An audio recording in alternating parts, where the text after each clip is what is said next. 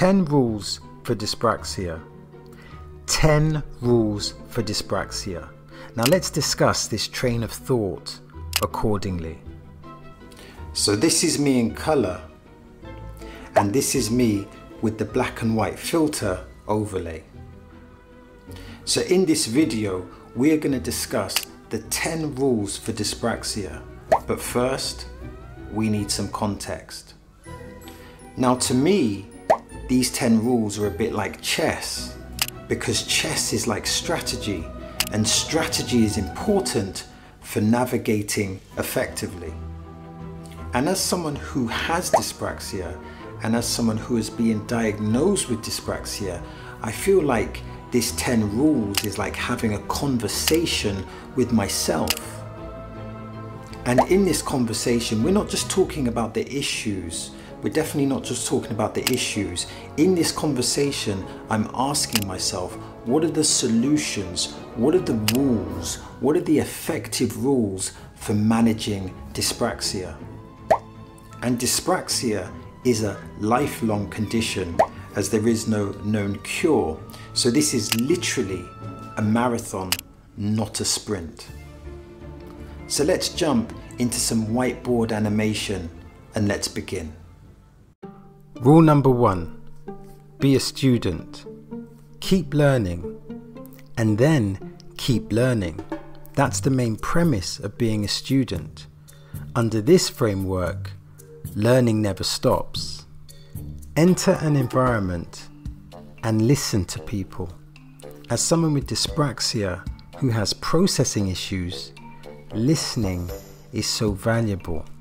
Now, you don't know everything, and I don't know everything. This is the humble perspective of the student. The humble perspective of the student. Now, one of the best ways to learn is to listen. Now, there was a book called The 7 Habits of Highly Effective People, and this book was written by Stephen Covey. The 5th habit in this book is like a piece of gold. Quote, seek first to understand, then to be understood. End of quote. This is the framework of the student. So now we're back in color. Now let's go back to our filter. So part of being the student is being humble, and that's essential. But another part of being the student is asking questions and asking the right questions. In the dyspraxia context, these questions could be the following. What is dyspraxia? How does dyspraxia affect me? And what are the solutions? What are the solutions for dyspraxia? It should also be acknowledged that asking questions is also good in a non-dyspraxic context. For example, what is the meaning of life? What is the foundation of our morality? And how can we make society better? So I would argue, asking effective questions is an essential part of being an effective student, or being a good student. And I think it's safe to say that the student perspective is essential because it maximizes learning and it encourages the ethos that we are always learning. So let me paint the final picture with regards to being the student. Now, Ryan Holiday is an author that wrote Perennial Seller, The Obstacle is the Way, Ego is the Enemy, and much, much more. He also talks about being a student as he recognizes the value of this perspective. Now, if you want to learn about Shakespeare, read Shakespeare as a student.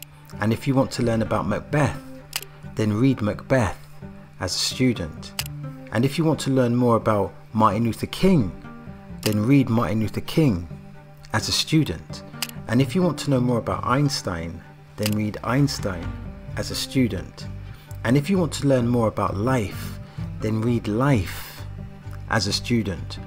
Because the student has knowledge, and they know enough to know they may be wrong. The psychology of the student follows the information where it leads, as mastery is a never-ending path of learning. So let's get back to the filter. So rule number 2, understand social intelligence. But why? Why should we understand social intelligence? And why is social intelligence essential to dyspraxia? And we may not be able to answer all of these questions, but let's look into this a little bit further. So let's transition into whiteboard animation. Now, social intelligence is such an important form of intelligence for everyone, and that includes people with dyspraxia. To me, part of social intelligence is forming effective social relationships with other people. We need effective relationships at work, we need effective relationships in our personal life, etc. Relationships are an important part of human evolution. Now, there is a great book for this called How to Win Friends and Influence People by Dale Carnegie. This book illustrates how to build relationships effectively, and you can use that as a manual to build your social intelligence. Okay, so let's give a scenario. Let's really paint a picture.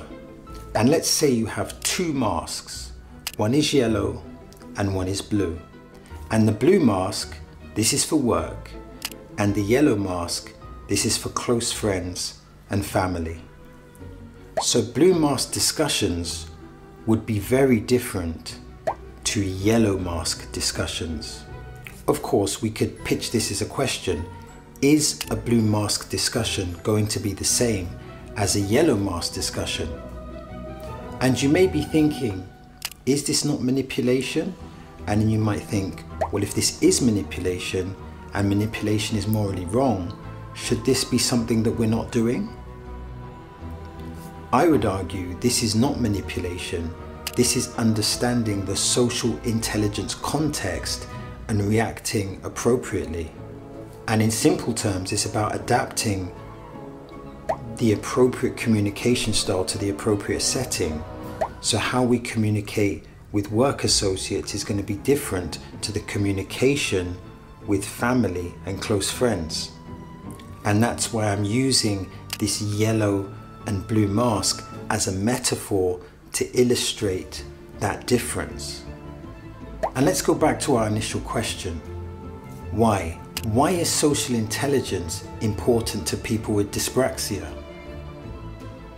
It's important because social intelligence is not typically explained in society.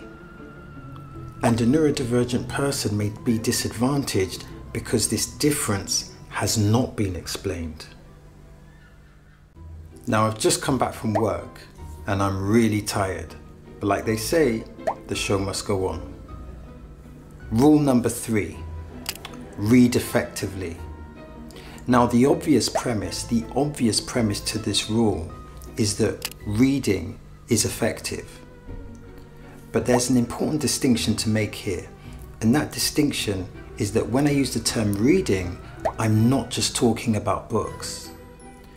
So reading in this context could be documentaries, it could be podcasts, or some type of visual or auditory entity. So just to be clear, I have a broad definition when it comes to the term reading. And to paint a picture, the term reading to me is multifarious. So let's go to whiteboard animation and explore this further. So when it comes to reading effectively, there are 2 camps in this world. There is the camp that says read every day, read 4 hours a day, read 6 hours a day, don't even shower, just shower yourself with knowledge. And then there's the other camp that says reading is useless, and they suggest reading gets in the way of success. So I'm going to create another camp, and in this camp I'm saying we should read effectively. Let's go back to the video vlog.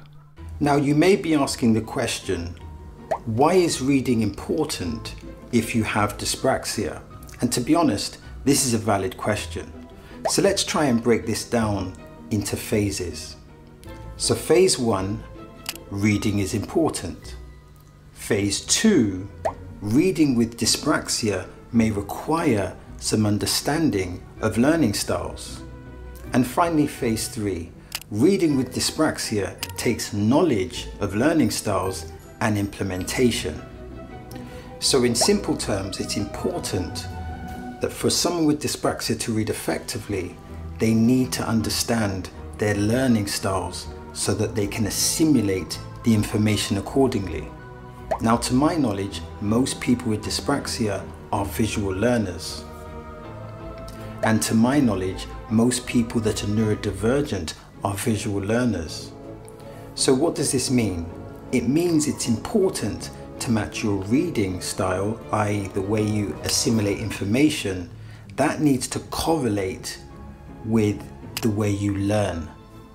So if you're a visual and auditory learner, then video explainers may be the best way for you to gather information.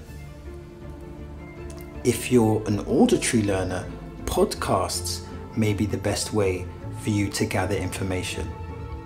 And don't forget the context. When we talk about the rule of reading, we're talking about gathering information effectively. Rule number 4, understand the social model. But why?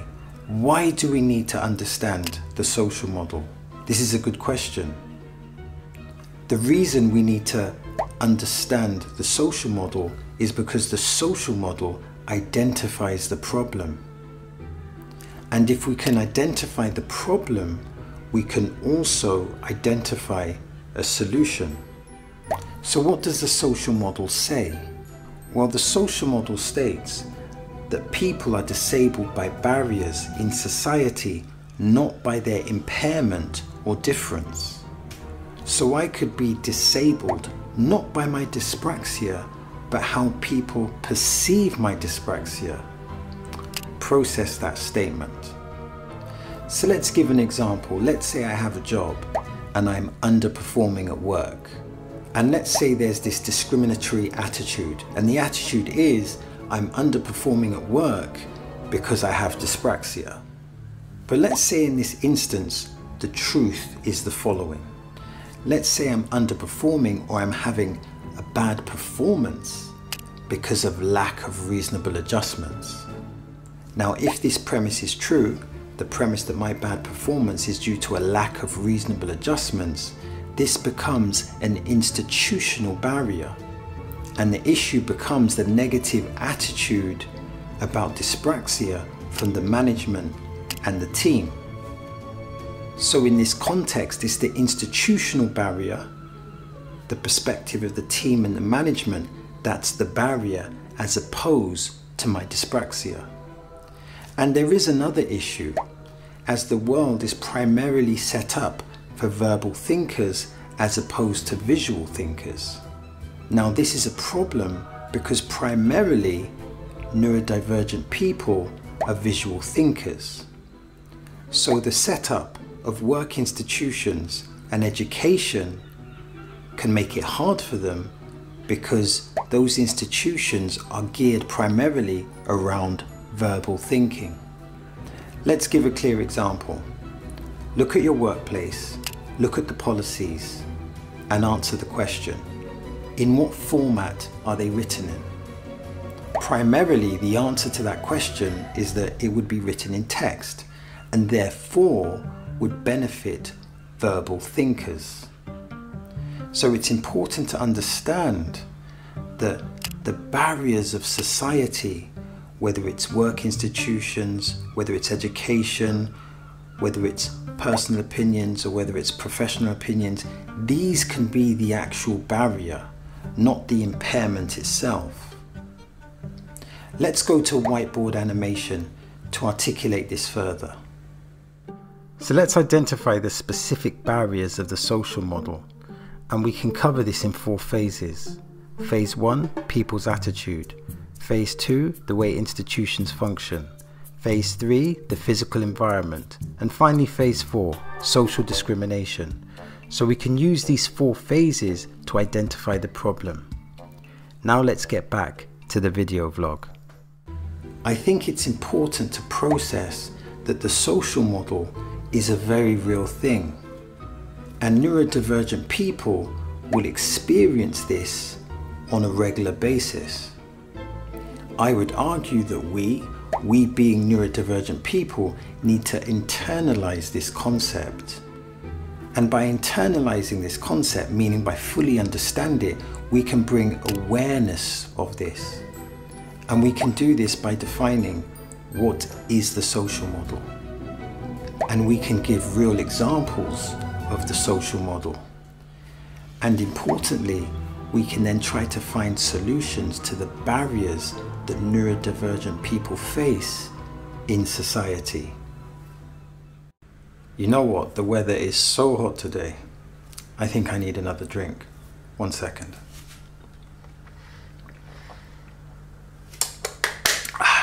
That's better. Rule number 5, find a community. As human beings, generally, we are looking for connections. And in this world, people can connect over various interests. For example, chess lovers can connect with other chess lovers. Fitness enthusiasts can connect with other fitness enthusiasts. And book lovers can connect with other book lovers. And these communities, they share a commonality, whether it's chess, fitness, books, etc. I don't know if you can hear this, but these birds are really tweeting really loud and it's driving me crazy. Anyway, back to the program. Communities are around, I think, because communities are beneficial and communities are strong. Here's a question. What is a society without a strong community? This is why you should consider finding a community. And if you have dyspraxia like myself, why not find a dyspraxia community? And additional to this, why not create your own dyspraxia community? Within a dyspraxia community, you can share different individual dyspraxic experiences, and this can create a sense of togetherness. Because communities can connect to other like-minded people, it can make us feel empowered, it can make us feel listened to. I believe communities can connect us and they can make us stronger. Let's go to whiteboard animation.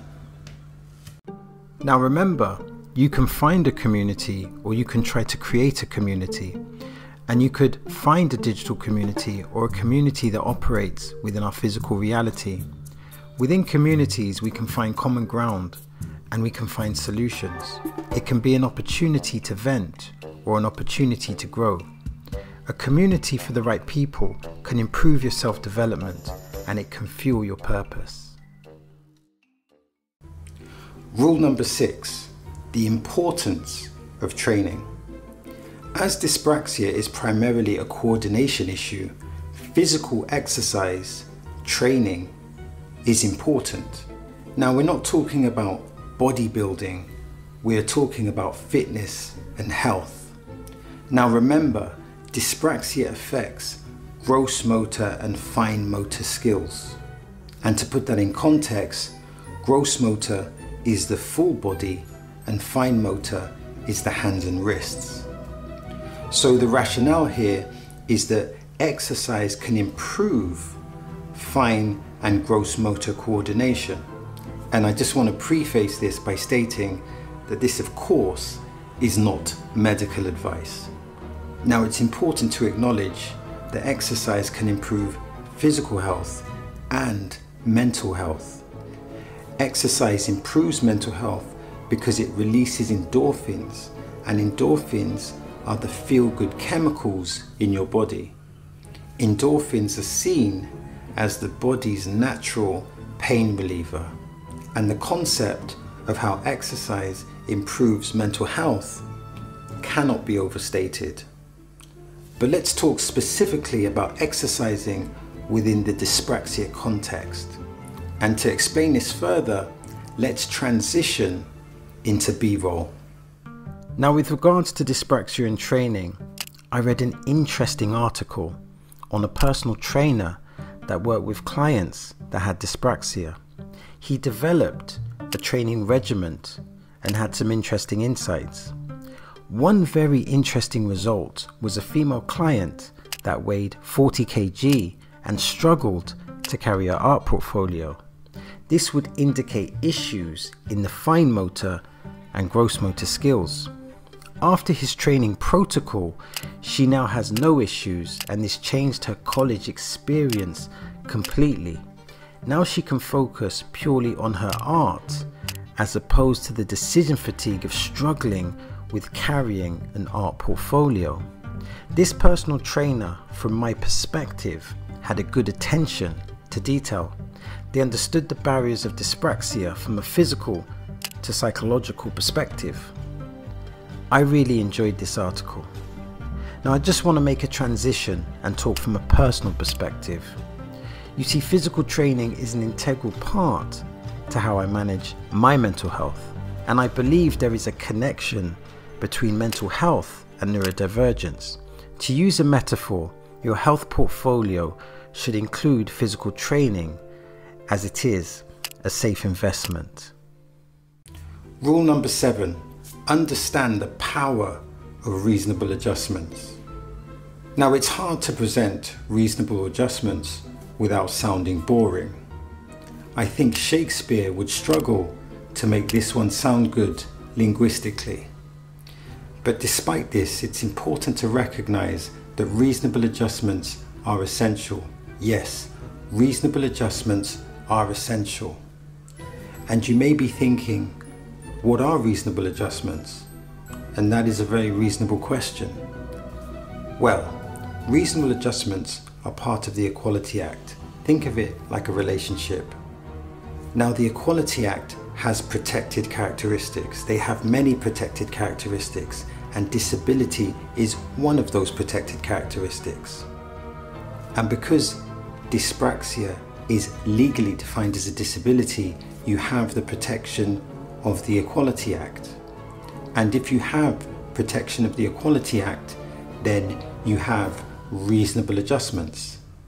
Now, in simple terms, reasonable adjustments are things that remove the barrier of the disability.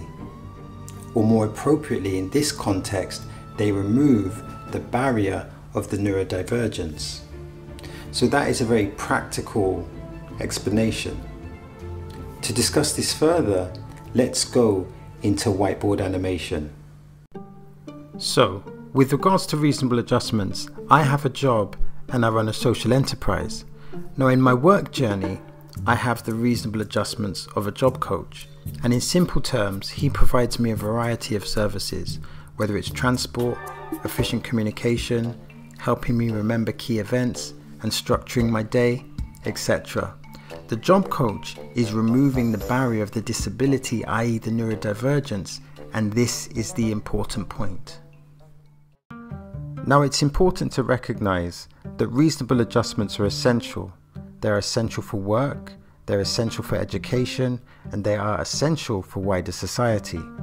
When we say knowledge is power, from a dyspraxia perspective, reasonable adjustments should be part of our toolkit. Rule number 8.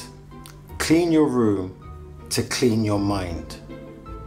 Now, let's be honest, this rule sounds pedantic. So I'm going to try to convince you that this rule is not pedantic. I mean, clean your room to clean your mind. It sounds like something Oscar Wilde would say, which ironically makes it sound even more pedantic. But let's give some context and try to clarify why we need to clean our rooms to clean our minds. And let's explore this concept in B-roll. So I'm going to keep this argument simple, and I'm going to break it down into 5 phases. Phase 1. Part of dyspraxia can affect processing, organization and structure. Phase 2. An untidy room equals an untidy mind, and this could lead to to creating further barriers in those areas. Phase 3. A clean room helps with processing, organization and structure, and therefore can help with dyspraxia. Phase 4. A clean room also equals better mental health. And finally, phase 5. This is why you should clean your room. Now, a clean room, according to certain articles, can affect your mental health. In simple terms, a clean house equals better mental health, and an unclean house can equal worse mental health in the form of anxiety and depression. The context is important here, because a clean house has a clean room or has clean rooms. So a clean room can help with mental health and with your dyspraxia, and a clean room can also encourage positive habits, and positive habits are essential for our positive evolution. Of course, there is some subjectivity, but don't underestimate the power of a good habit, and don't underestimate the power of cleaning your room. Rule number 9, be solution focused. Now, to me, being solution focused is a mindset. Now, let me set the stage with a gross oversimplification. So let's say there are two people in this world. I told you this would be a gross oversimplification. Some are solution focused and some are problem focused. Quick disclaimer, I'm not talking about problem focused coping. That is something entirely different. Anyway, I'm talking about people that are negative. And these problem focused people find the negativity in everything. If they was in a mansion, they would say it's too big. If they was in a regular house, they would say it's too small. If the sun's out with beautiful weather, it's too hot. And if the sun's not out, then it's too cold. So let me grab a paintbrush, metaphorically speaking, and paint another picture of being problem focused and solution focused. So let's set the stage again. Problem focused person has a business and solution focused person has a business.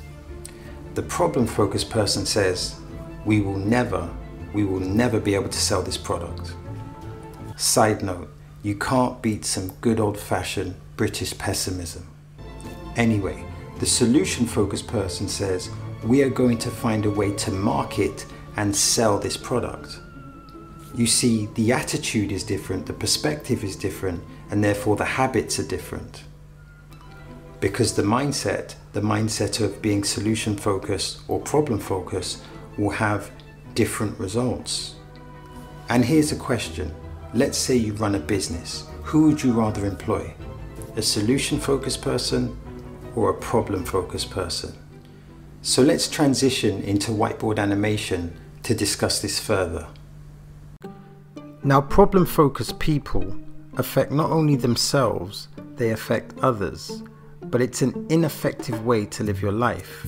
Now, if your car breaks down, the problem focused person only discusses the problem of the car breaking down, while the solution focused person calls the mechanic and gets the car fixed. See this as a metaphor for life.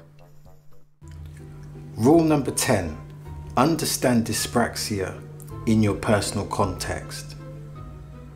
Now, what does this actually mean? Is this just another word salad? Like interconnected Shakespearean entities that generate like centipedes that derive from various forms of energy? Okay, I'm being ridiculous. But let me give you an example of dyspraxia and context. So let's take 3 people and let's call them Sarah, David and John. And all of these people have dyspraxia. So Sarah, she has a really bad memory. While David really struggles with a knife and fork. And John struggles to drive a car. So the obvious question arises, how can all these people have dyspraxia, yet all of them have different problems? The answer is really simple. You see, dyspraxia is multifarious. And this basically means that dyspraxia consists of many things. Let's go to whiteboard animation to discuss this further. So the point here is that you need to understand how dyspraxia affects you, because dyspraxia potentially affects people differently. Because to be solution focused, rule number 9, we need to understand the barriers of how dyspraxia affects us. Let me be a bit more concise. We need to understand dyspraxia. We need to understand how dyspraxia affects us. And then we need to understand how society sees us. In understanding this, we get closer to being the best versions of ourselves. Okay, so we've spoken about the 10 rules for dyspraxia. But before we end, I think I just want to give a little bit more context, because I think there is more juice that we can squeeze from this orange, metaphorically speaking. So let's add some amendments, or let's just add some additional context.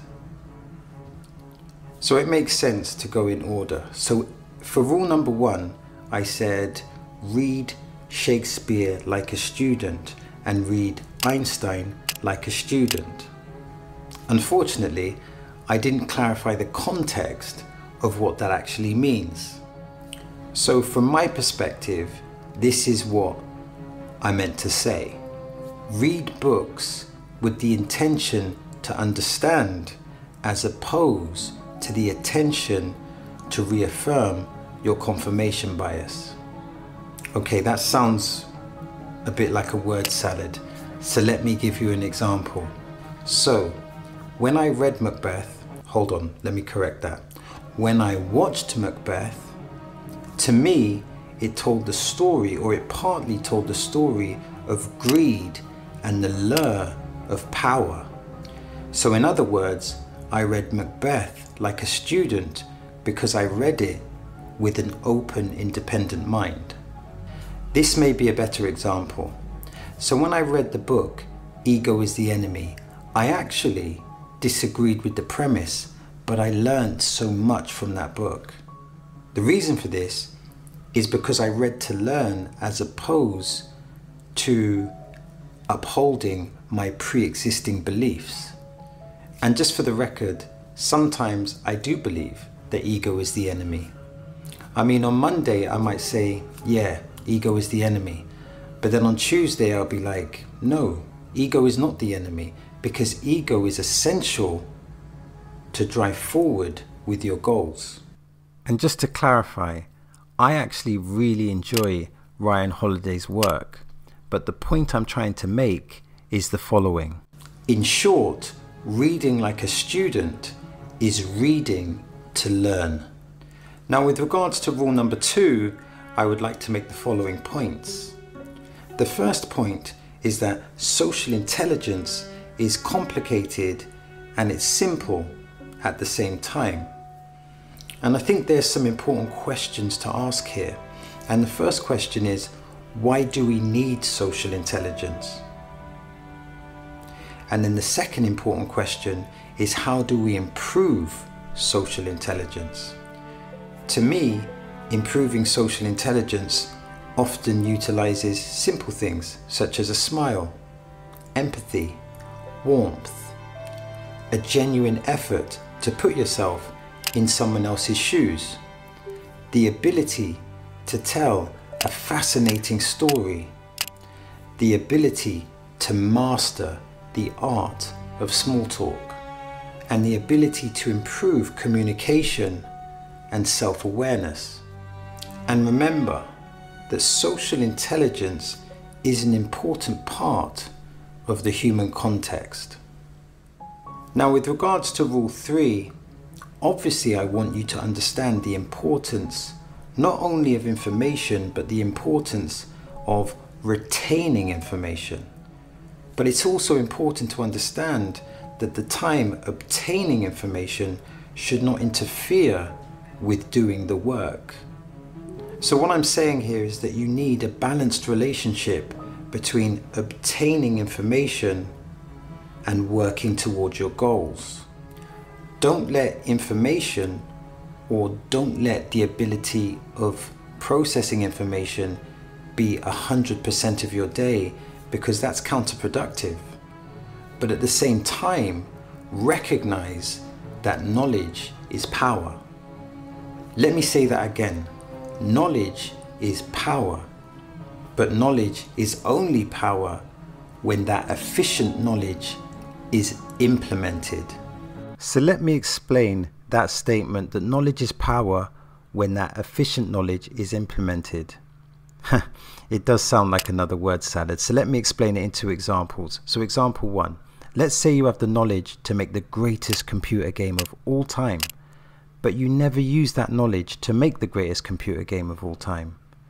In this example, knowledge is not power because there's no action. Let's go to example 2. Let's say you have the knowledge to build a successful business, but you never build a business. In this example, knowledge is not power because there is no action.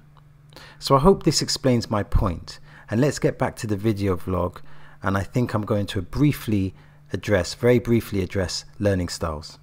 And let me reiterate the sentiment that understanding your learning style is really critical for gathering information or understanding information. Now, with regards to rule 4, I would say that you should Google the social model of disability. And the reason you should do this is because there's a lot of interesting articles on this subject. And here is a great question.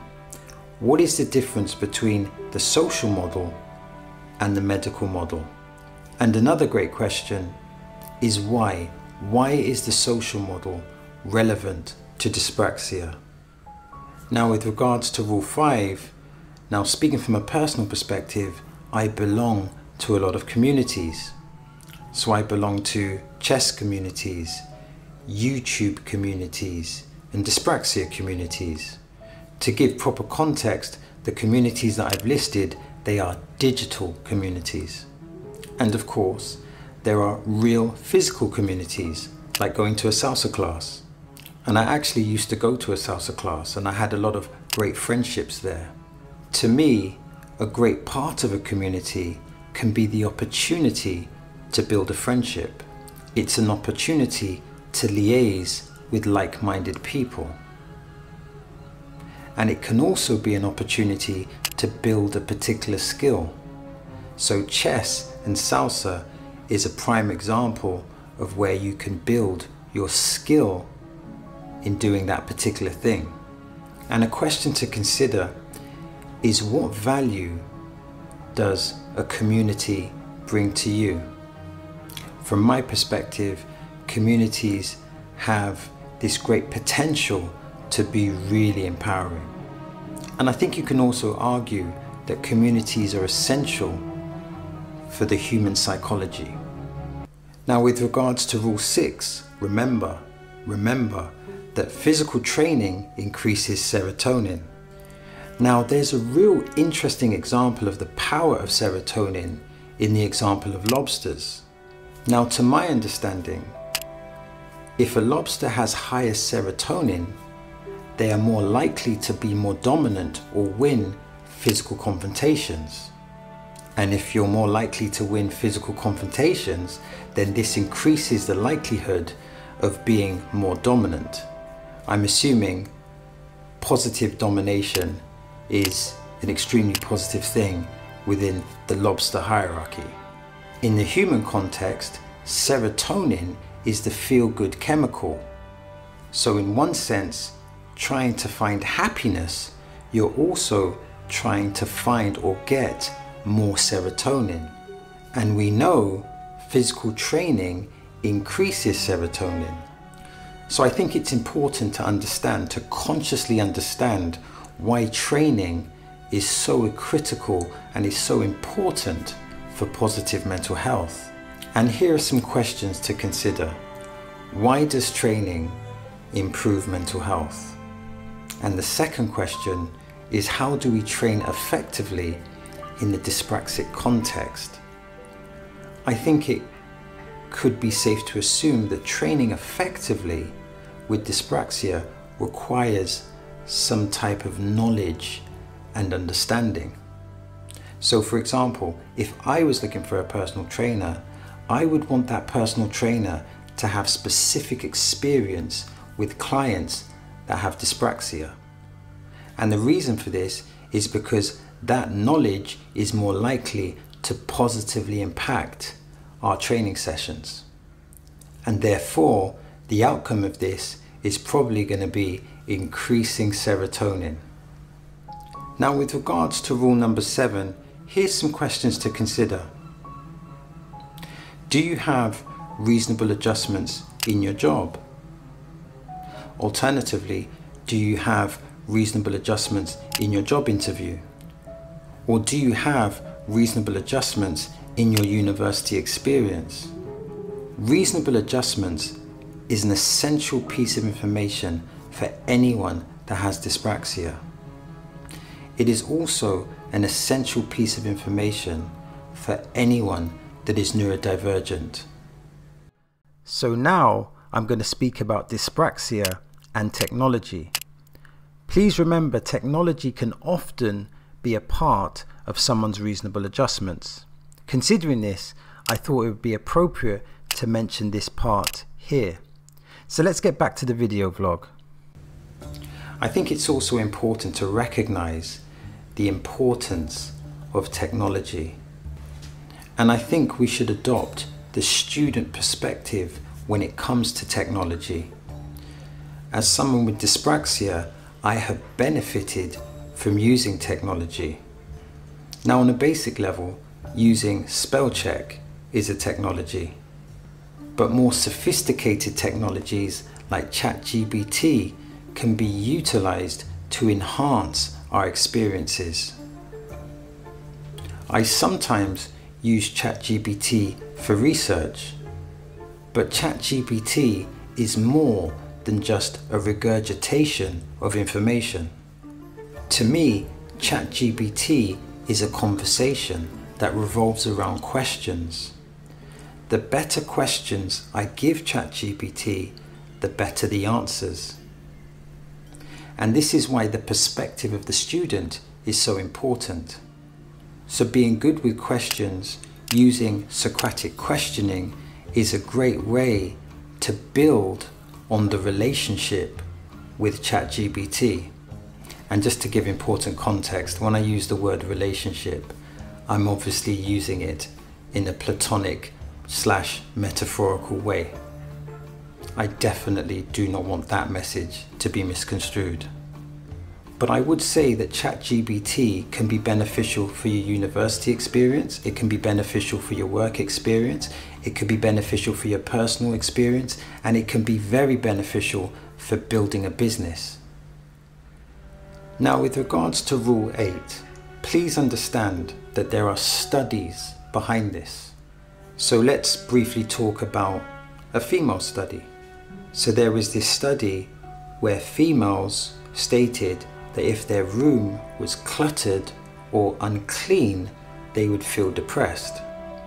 I think the specific terminology they used was cluttered, but to me, an unclean room can also be a cluttered room. So if you clean your room will not be cluttered. There was also another study from, I believe, Princeton University that also showed less favorable results of a cluttered room. They showed that a cluttered room decreased performance and actually increased stress. And there was also another study from the National Sleep Foundation. Now, I can't remember what term they used, whether it was clean room or uncluttered room. However, they concluded that, let's say, a clean, uncluttered room increased the improvement of sleep by 19%. Now, it's important to recognize here that sleep is a crucial factor for human life. I believe there are reports that state that improved sleep can improve your lifespan by 5 years. Of course, there may be some variables, but at this point, let's not deflect. So it seems that the relationship between an unclean room or a cluttered room and negative mental health, depression, anxiety, decreased performance, and bad sleep, that seems to have a pretty solid foundation. Now, with regards to rule number 9, from my perspective, it encompasses the whole philosophy of being productive. And that's because actively seeking solutions is so important. We need solutions for a better sleep. We may need solutions for a better diet. We may need solutions for a better work life. We may need solutions for a better work-life balance. We may need solutions for better mental health. I would argue that every day presents problems that require solutions. And of course, we need to assess the problem, because without identifying the problem, how can we seek the solution? But let's not forget that identifying the problem is only one part of the equation, and the next part of the equation is finding the solution. And of course, one could argue that life is a puzzle that can't be solved with various solutions. And we can also argue, how can we prove we exist if we disregard the experience of our consciousness? And I would argue, don't let intellectual thinking disregard your journey in being productive. Now, don't get it twisted. I think intellectual thinking is important, but being solution focused is also equally important. Sometimes we just have to walk that balance. And finally, with regards to rule 10, keep trying to understand your dyspraxia and keep trying to understand yourself, and let that understanding be beneficial to your development. Now, for the sake of argument, let's say there are 2 different types of evolution. Disclaimer, the context here is non-scientific. There is positive evolution and then there's negative evolution. Let's try and paint a positive picture and be the best version of ourselves. Now, with that being said, I sincerely hope you enjoyed the content. I sincerely hope it brought you value. Now, don't forget, go to the description box and download my free PDF called What is Dyspraxia?